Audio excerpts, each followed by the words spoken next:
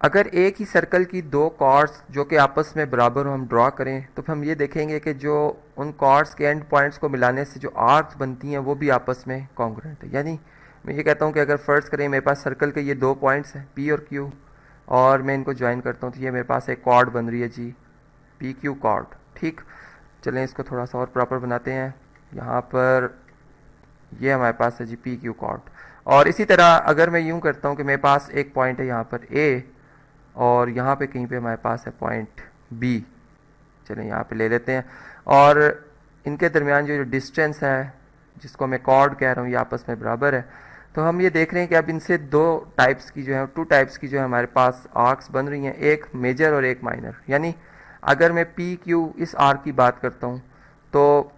इधर हमारे पास जो ए बी आर्क है वो ये है, तो फिर ये दोनों आपस में कॉन्ग्रुएंट होंगी, यानी ये बात हमने यहाँ पे प्रूव करनी है। और अगर मैं इस तरह से आता हूँ कि मैं पी यहाँ पे कोई एक पॉइंट ले लेता हूँ एस क्यू, इसकी बात करता हूँ तो ये एक मेजर आर्क है, और फिर इसके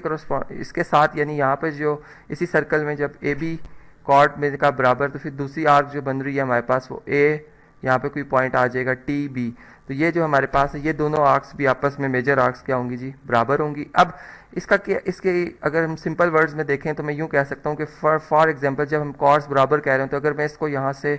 इसको इस कॉर्ड को उठा के इसके ऊपर कॉपी एंड पेस्ट करता हूँ, या मैं यूँ कहता हूँ कि अगर ये पॉइंट्स को इंसिडेंट हो जाएं,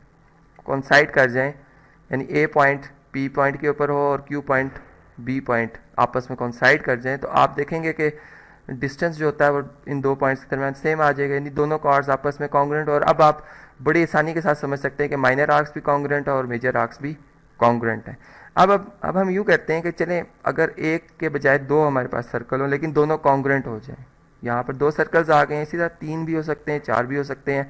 लेकिन कॉन्ग्रुएंट हो। और अब हम कहते हैं जी इसका सेंटर जो है हमारे पास, ये इससे डिफरेंट में यूज़ करता हूँ जी, ए है, और यहाँ पर हमारे पास कोई एक अब पॉइंट आ रहा है जी, इसको मैं कह देता हूँ सी पॉइंट है, और ये हमारे पास कहीं पे है जी डी पॉइंट। लेकिन वही बात कि ये डिस्टेंस या कॉर्ड जो मैं कह रहा हूँ ये आपस में बराबर होनी चाहिए, ये इसके बराबर मैंने कलर एक यूज़ किया है ताकि कॉन्ग्रुएंट के लिए।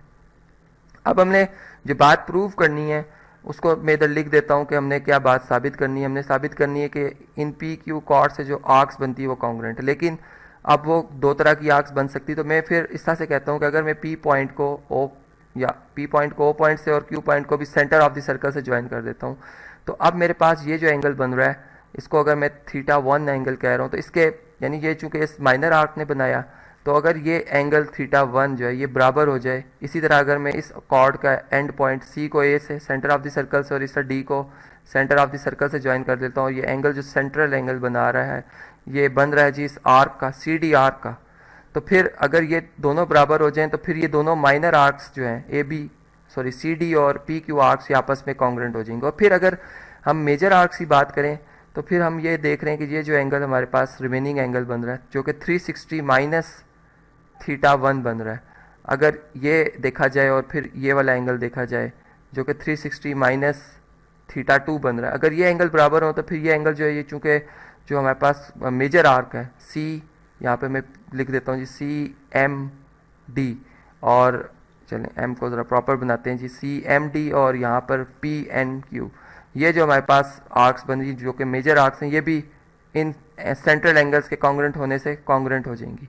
लेकिन इसके लिए सबसे पहले थीटा वन को थीटा टू के इक्वल शो करना है, और जो बात गिवन है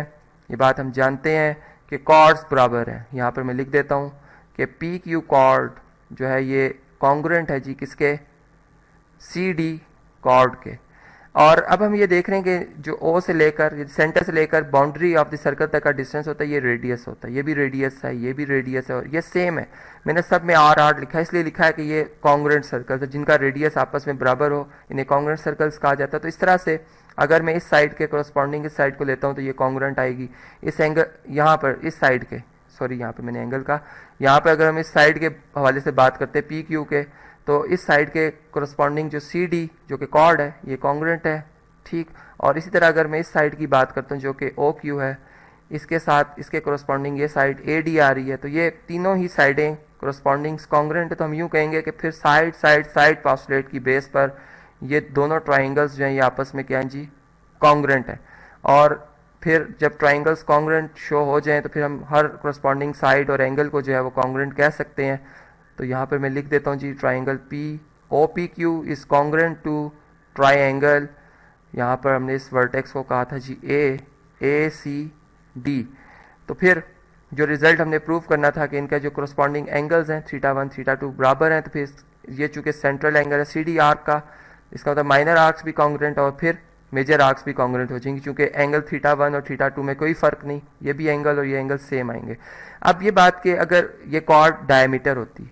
तो फिर डायमीटर भी दो कॉन्ग्रेंट सर्कल्स का कॉन्ग्रेंट, और फिर सेमी सर्कल्स भी दोनों जो आर्क्स सेमी सर्कुलर आर्क्स में कहूँगा वो भी दोनों में क्या बनेंगी,